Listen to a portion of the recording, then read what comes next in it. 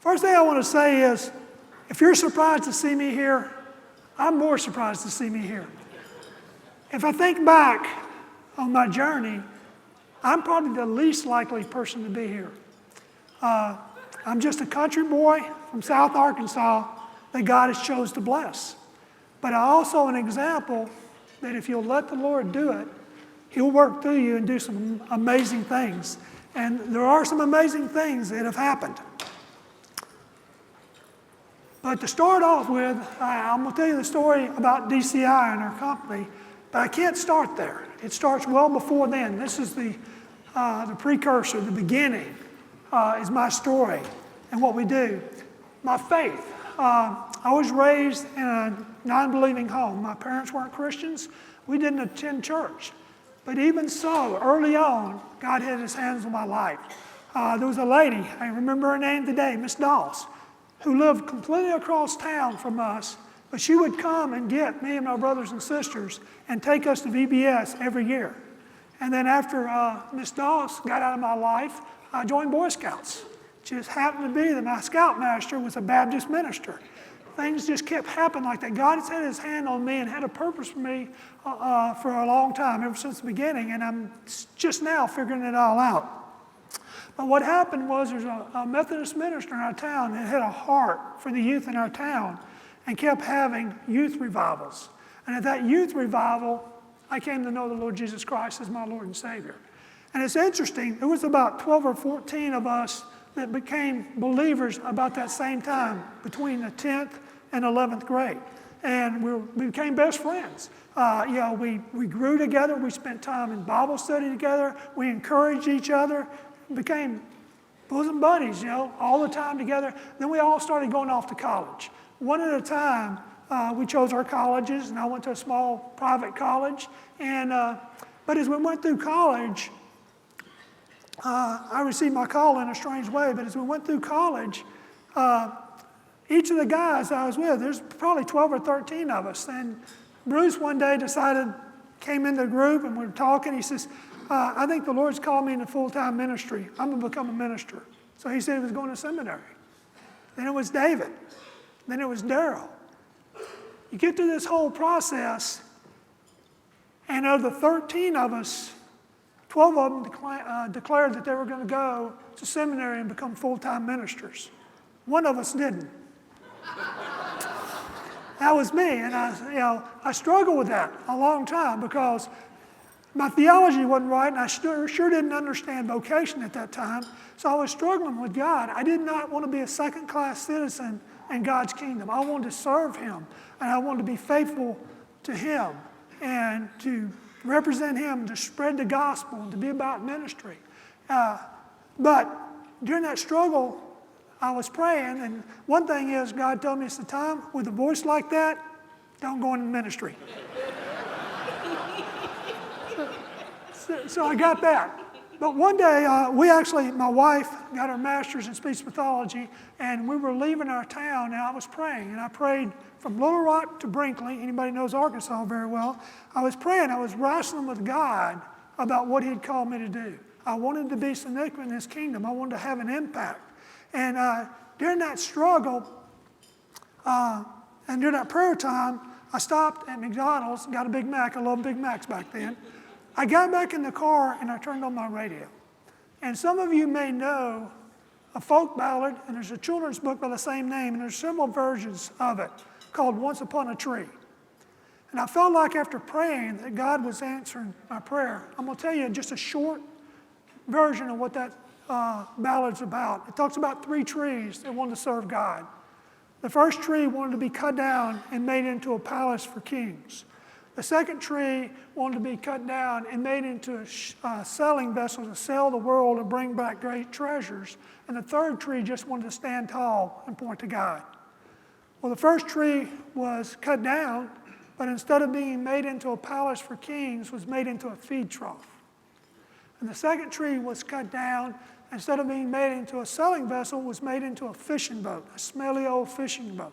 And the third tree that just wanted to stand tall and point to God was cut down and laid into the corner of the wood shop. Well, over time, the rest of the story is that feed trough became a manger. That tree that wanted to be cut down and to be a house for kings or a palace for kings now held the King of Kings and Lord of Lords.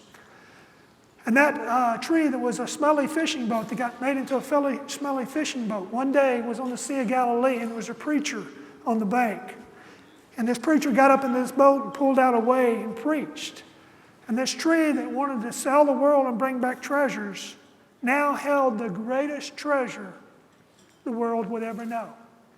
And that tree that wanted to stand tall and point to God was nailed into a cross. And now every time we look at the cross, we think of what our Lord Jesus Christ did for us and paid for us. And I really felt like in that folk ballad that I heard that day, God was telling me that he was going to use me. And I wouldn't know right there, but if I would be faithful to what he gave me, then he would show me how he would use me. And that's where I started it. So my journey. So I went on to Memphis. We planned on staying in Memphis a year and then moving back to Arkansas where we were from. God had a different plan. I went to work for a company. I just took a job for my wife to get her master's. I was a gopher. Everybody know what a gopher is? Go for it. That's what I did. And I started in that company doing that. After a year, we were going to head back, and the owner of the company offered me a job. He said, hey, we'd like for you to stay here with us. You work hard. You've got a lot of energy. We want you to be an estimator. And over the next 17 and a half years, I felt that calling was that night. My calling to serve God was that night when I heard that folk ballad.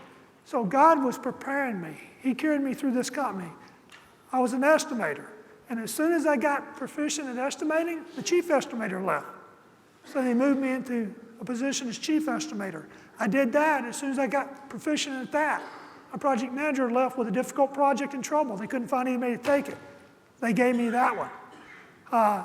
Over and over again, I moved through the entire company, and the Lord continued to bless me. I went from gopher to vice president over 17 and a half years. And I'm a very loyal person. It was a privately held company. I probably would have never left that company. I would be with them today, except they sold out. And the company that bought them disagreed. We disagreed on philosophy. We had always paid our people on time. The new company was an accounting company. And they said, no, we weren't going to pay people in 60 days. And I always believed in the principles I had where we were good with our word. Things like that happened. So after a year, I felt God's calling to consider something else. And that's really where my journey starts. As I look back, I see God's fingerprints over that 17 and a half years preparing me for what he called. I know when the Israelites came out of Egypt, he gave them the material to build the tabernacle. I know when they came out of Babylon, the king gave them the material to build the temple. When God gave you a call, he always equips you. And God gave me a call, and he spent 17 and a half years equipping me for that call. And I saw his fingerprints all over it when I look back. I didn't then, but I do now. So he prepared me for what he'd called me to do. So I'm going to tell you a little bit about DCI, and I'm going to run through these things pretty quickly. First thing, seek godly advice. I'm going to talk about that and how important that was in my decision. I'm going to talk about our core values. We're talking about blue ocean, finding blue ocean in a kingdom-minded company. I'm going to talk about our blue ocean, what got us started and is continuing to drive us even today. Founded in 2000, started up in 2001, so we're a fairly new company. Talk about human capital. We've already heard about it. Just talk about the millennials today. It's an issue. I want to get a copy of that presentation myself because I'm dealing with that issue today as we grow. Kingdom stewardship principles. When we started DCI, God gave us a vision to use it for the kingdom. We wanted to run it based on biblical principles, but we wanted to go beyond that. We wanted to use the resources to impact the world for Jesus Christ. We're going to talk about that. And we're going to talk about the challenges we face with rapid growth. He said we started in 2001, and you'll see a growth chart here in a few minutes, and we doubled in size last year, and we're going to add another $50 million in revenue this year. There's a lot of problems with growth. We're going to talk about some of those. Then we're going to talk about the end game. So I'm going to run through it. The first thing was, as iron sharpens iron, so one man sharpens another. seeking godly counsel. This is what C12 is all about. I didn't know about C12 then, but I had some wise counselors that told me to do this. So when I started, first thing me and my wife did, we prayed. We committed to prayer and we prayed. And we felt like the Lord might be calling us to do this. And then after that, I had 10 godly advisors, almost like C12, except I only had 10 guys at that time that I knew that were Christians. I went to each one of them and asked them, and one by one, they told me, after they prayed about it, they felt that God was calling us to start DCI. So I sought those godly advisors, and then found folks with kingdom hearts that asked how to do it, stuff like that. But I'm sort of a slow learner, especially when I don't want to do something, I'm scared of it. So I had these 10 godly advisors tell me about it, and me and Beth had prayed about it, and we wanted to do it. So I decided to throw out a fleece. This was my fleece. I went home to Beth one day, and I said, okay, Beth, I think God's calling us to do this. Let me lay it on the table for you. We're going to take our life savings, and we're going to pour it in this company. I probably won't have a salary for the next year. We're going to mortgage our house to do this. And 80% of all companies go broke the first year. Do you want me to do it? My wife did not blink an eye because God had already been working in her heart. She looked at me and said, yes. But I was ready. I turned the tables on her. I said, if I do it, I'm a double A, I'm out of control, I'm insane. If I'm going to do it, you're going to own it. So from day one, my wife has been my boss, the CEO of our company, and owns 51% of the shares of our company. Best decision ever made. It really is. I run the day-to-day operations, and I'll be checking on things and talking about things, and she'll ask a question, and I just go, whew, missed it completely. She has a different perspective, and it's been a real blessing for us. So that's how we started the company. Our core values, we're talking about blue ocean here, and our first core value is what's driven our growth, what has separated us from the rest of the field. And it's quick to field or intensity. But what we found out in our field, we compete against some of the largest companies in the world. Most of our competitors are bigger than $1 billion. And we're a small company. And we decided from the front end that we were going to respond quickly and efficiently to our clients. And we started out doing that. And after a year or so, our clients would call us up when they had a difficult project and a difficult timeline that nobody else could do. And they negotiated with us, and more and more and more. And we have a reputation now of being the one that can get it done. If you've got a difficult project and it's got a quick schedule and the other guys can't get it done, we jump all over it. We call it being nimble. Our customers like us to be nimble, to be quick, to respond quickly. And in today's society, with changing, most of our clients are delivering packages for Christmas, and internet is driving a lot of what's going on. And they need people who can respond quickly, because if we don't respond quickly, they can't meet their demands, and suddenly they're in a newspaper on Christmas Eve for not delivering packages. That's a big problem. So that's our blue ocean there. That set us apart from the rest of the competition and still does today. Our second core product value is a good product for a fair price. We're talking about we in our company want to provide a solid product, a good product for a fair price. The clients we work with are not looking for Lear jets, but they're not looking for junk cars. They're looking for a good, solid Ford, Chevy, or GMC. And so we found out what our niche is, providing that solid, competitive product that they're looking for. And our third core value is kingdom impact. Basically, our whole mission as a company is to make profit. Profit with a purpose. Our objective is to take our profit and give a significant portion of our profit to the Lord every year in ministry. And C12 has taught me since then, since I've been involved, other parts of that, and I'll talk about it later. But kingdom impact, that's who we are. That's our culture when you come into DCI. And the first thing you do, we talked about this interview process, we talked about culture, several presentations already. That's our culture. And we don't hire for skill, we hire for cultural fit. It's so important that somebody fit our culture and understand who we are, and they're not going to be happy. Also, when we're hiring somebody, we talked about hiring this morning, I stole this from Bill Hybels and his axioms. Basically, there's 3 C's we're looking for when we hire people, because it matches up with our core values. Character. We're looking for folks with character, integrity, honesty. We're looking for folks with competence. But I'm talking not just the ability to do the work, because if somebody just came with the ability to do the work and no desire for our core values and who we are, somebody offers them 50 cents an hour more, they're gone, or some other incentive. I'm talking about people who love the work and who love to do it because they feel called by God to do it. Those kind of people, it's like myself. I'm usually at work at 6 o'clock in the morning because I love what God's called me to do. I'm passionate about it. I get up excited about seeing what God's going to do through DCI that day. That's the kind of people I want, that are excited about their ability to project manage or to engineer to see what God's going to do through DCI and impact the world for Christ. And in chemistry. Chemistry is all about who we are. It means that you buy into our core values. It buys into you understand who we are. If, our first core value is work the field. If you're laid back in DCI, you're not going to be very happy very long, and you'll probably get run over in the hallways because there's nobody laid back in DCI. So those are the 3 C's. So those are our core values and 3 C's. And we talked about hiring earlier today. These are what we hire off of. We look at resumes, and we got a long process to get hired. We look at resumes. We're looking for folks that are talented and gifted. But if they don't match this, we'll let a talented person go that doesn't match our core values, that doesn't fit into our culture to get the cultural fit. You can see it's been sort of a ride. We heard earlier about the downturn. Well, DCI was the same way. We started, and then when the downturn happened, you can see we jumped up to 72 million, and we dropped down to 20 million.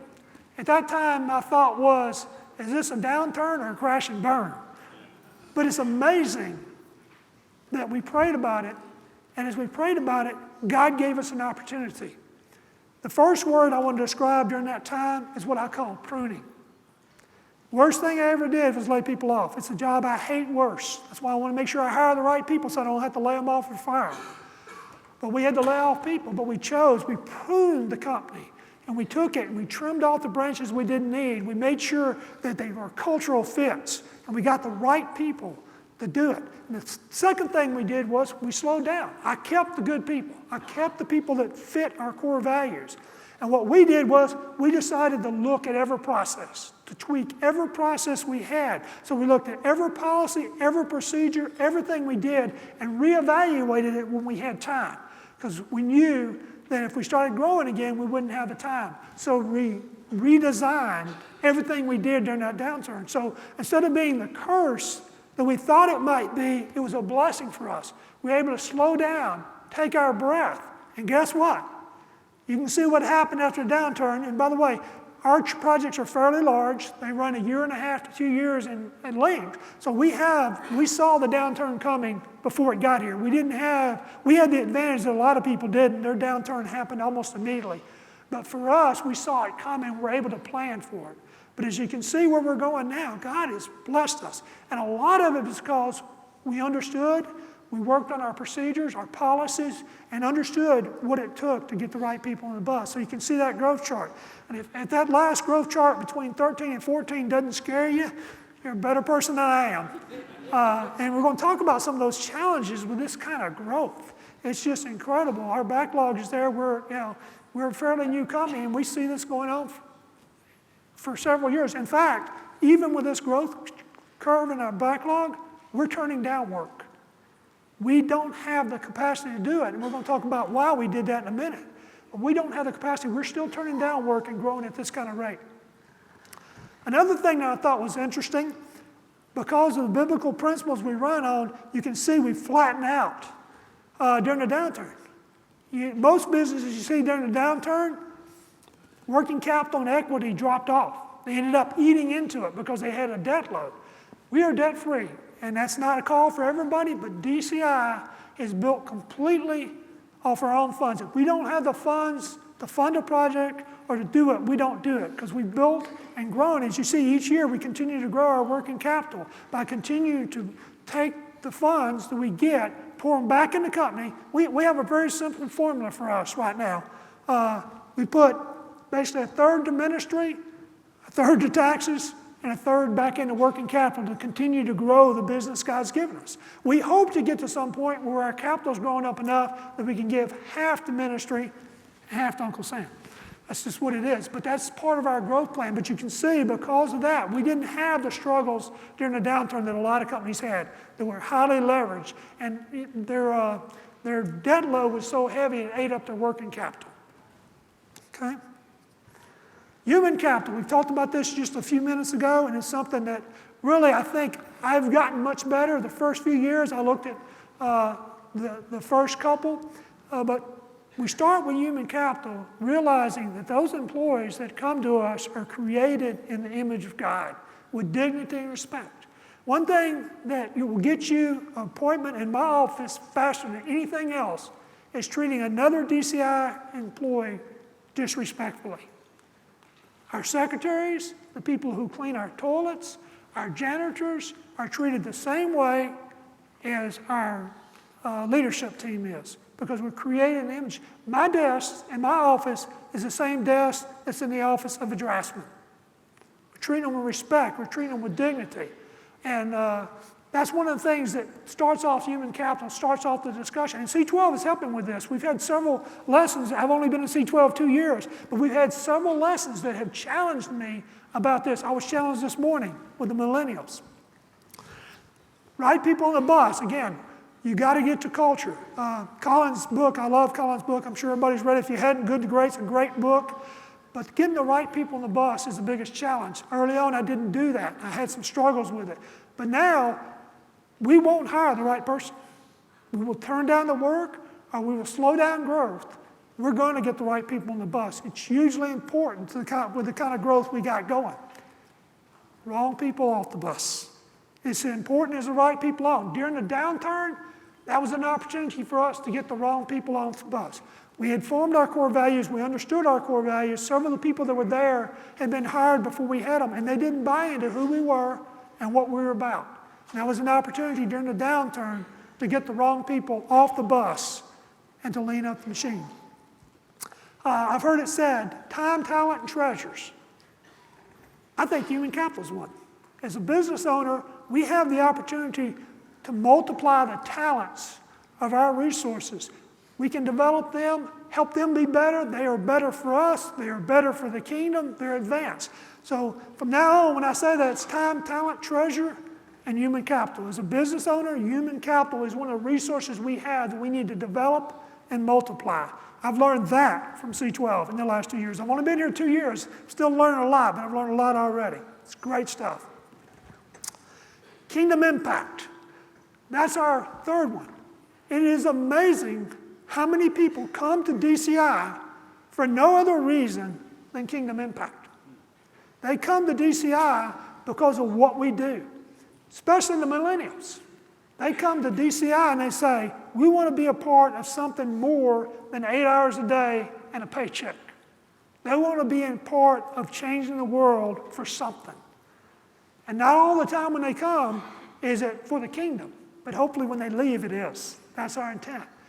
But it's a tool. I have a guy that went to work for me now that should be in my position, but he works for me now, worked for a Fortune 500 company running a $400 million division.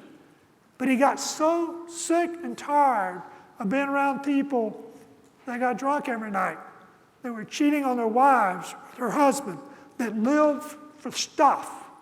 And there was no kingdom. And he just wanted to go into a place where he could grow and could use his gifts to sponsor ministries around the world. This guy is incredible. And he came to work for us. He didn't ask about salary. He asked about how can I impact the world for Christ. And he came to work for us. Salary is important. You got to take care of your people and you got to keep them. But the most important thing, it's a great recruiting tool. I would say 75% of the people that are actually hired at DCI are hired for that reason, not for the other reason. Another thing I'll tell you about is when a person's hired for DCI and they support a ministry, we have a program called an advocacy program. If they're an advocate for a ministry, not many people that work for us can write a $20,000, $30,000, or $40,000 check to a ministry they support.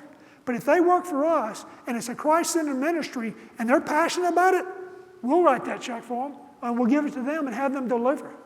And that encourages a lot of people to work for us. It's a great, great hiring tool. What does this? This is a conveyor system. It does about 30,000 parcels per hour. What does this have to do with this. One egg. We're feeding right now about 5,000 children an egg a day for protein for brain development, 0 to 5 years old. And if we do this right, we're able to feed the children. We do it with excellence, we do it to make a profit, but that profit with a purpose. What does that have? The Refugee Empowerment Program. These are refugees that came to America. They don't speak the language, they don't know anything. It's a great opportunity to share the gospel with them. And a lot of things we do is ESL for them. We use the Bible to teach them. Another conveyor system, 15,000 parcels an hour. We build big, fun toys. These are systems that do, our biggest system moves 267,000 parcels an hour. African Children's Outreach, feeding program for children in Africa. Another 15K system. But you can see for DCI, we do this so we can do this. That's the whole reason. That's the passion behind it. We have people, have project managers that come in. I did a good job. I made an extra % margin today for the kingdom. Here's a baggage system. Anybody from Duluth? It's a baggage system we built for Duluth. We do all kinds of stuff, fun stuff, but we do it. The reason we do it is because of this. I'll move on through this real quick. But when you are DCI, what does this have to do with that? Everything. That's why we do it. We're passionate about what God's called us to do. Stewardship principles. I'm going to run through these pretty quickly, but some of the things me and my wife have learned, we are a privately held company. God's blessed us with a lot of resources. One thing is we believe DCI is God's. We're simply stewarding what He's given. Time, talent, treasure, and human capital, but we're stewarding DCI. It's His. So when we make decisions, we have to ask Him what He wants us to do with His business. We cap our own salaries because I'm a sinner saved by grace, and my greed is unlimited. Always wanting more, more, more, more. So we decided what we could live on. And that's why me and my wife have capped our salary. And there are other people who have done it. Wouldn't tell anybody what the cap the salary is, but decide what's enough, and then everything else is His to use for the kingdom. What's enough is a big question. You know, we could have a lot of things, but those things would cost us opportunities in the kingdom. So we've decided what's enough. And don't get me wrong, we live in a very nice neighborhood, in a very nice house, and we drive new cars. That's not what I'm saying to do. I'm not saying being a pauper for Christ. I'm saying set a finish line, decide what's enough. And it's not how much but how faithful. So often people say, well, when I get this done, I'll do it. Or when I make this much money, I'll do it. But I've found a principle to be true. If you won't tithe on $10, you won't tithe on $10 million. If you won't share $5 with the Lord, you won't share $500,000 with the Lord. It's a principle. Start small and build. That's what we did. When we first did it, we were doing very little. But God, because we weren't faithful, I believe it's blessed us. That's a part of where we are today. It's not about me, because I'm not that smart. I guarantee you that. Faithful in small things. This is important. Start small. Be faithful where He's called you. What did He say He's going to do? The parable of the talents. He's going to multiply those talents. Opportunity cost. This is one that me and my wife use a lot. What is the opportunity cost? My wife drives a Ford Escape. She chooses to drive. She can drive any car she wants to drive. But the reason she drives a Ford Escape is the difference between a Ford Escape and another car that she could drive will feed, clothe, and educate 32 children in Africa for a year. So the opportunity cost of driving that other car for us is too high. Is it a tool or toy? I sold this with Malin Barnhart, a good friend of mine. He's also my accountability partner. Is it a tool for the kingdom or is it a toy for us? We ask that question a lot. And we wrestle with those kind of things because God's given us the ability to have a lot. And if God is called, He will provide. God called us to start DCI. That's why we did it. He has blessed it. Like I said before, when He called the Israelis out of Egypt, He gave them the stuff to build the tabernacle from the Egyptians. He continued. If He has called you, He will be faithful and provide. And if He doesn't provide, it probably means He didn't call. Challenges with rapid growth. Preserving culture. We talked about culture. It's so hard. We spent this morning talking about what happens when you got a bad culture, how much it takes to change it to a good culture. But I can tell you, you can change from a good culture to a bad culture with one hire. That's all it takes. Preserving, real challenge with rapid growth. Maintaining excellence. You're growing so fast, you're hiring so many people, it's just incredible what God's doing through us, and we got so many things happening. It's very, very difficult to maintain our excellence, yet that's who we are. So if we need to slow the reins down, that's what we're going to do to continue to have excellence. Right people on the bus. Again, when you're hiring at the rate we're hiring, finding the right people and getting the right people on the bus is even more challenging. That's why this thing on the millennials this morning, very interesting to me, because that's who we're trying to hire. Very good presentation, very timely. And then management of human capital. How do we develop the people that we are hiring? We're hiring people at an astronomical rate right now. How do we develop them? How do we engage them in kingdom work? How do we share with them our vision? Okay, the end game. Everybody here knows the parable of talents. But we've heard this already, I think, twice in two different presentations. His master replied, "Well done, good and faithful servant. You have been faithful with a few things. I will put you in charge of many things. Come and share your master's happiness." For me, the end game, when I get to heaven, I'm standing before my Lord, I want to hear him say that. I want to hear my Lord and Savior say, "Well done, good and faithful servant. I've given you these resources to use, they're mine, and you've stewarded them well. Well done." What does this mean? What is DCI involved in? DCI is involved in 50 ministries around the world, supporting microfinance, child feeding programs, pastor training, job development training, all kinds of stuff. And we only put a few of them up here just because of time. But as I look at all these ministries, I think back to the beginning, where I started. When I started, I thought I was going to be a second-class citizen in the kingdom. I want to be a preacher who might impact 50, 100, maybe even 1,000 in a larger church for Christ. But God had called me to something different. He called me to use my business for the kingdom.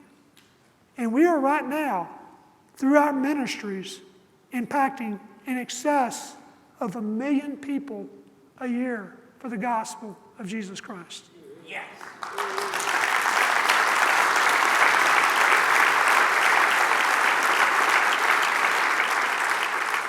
So that's why I'm a AAA. I love getting up and going to work, because when we do our job well, we're feeding kids in Africa. We're training pastors in India. We're doing all those kind of things. God has so much blessed us that all I can do is give him the praise and glory and honor for what he has done through a broken vessel like me.